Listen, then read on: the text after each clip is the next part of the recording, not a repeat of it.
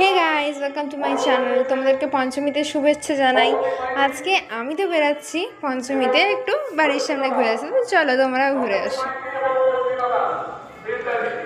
দেখতেই পাচ্ছ কি সুন্দর একটা থিম করেছে এখানে।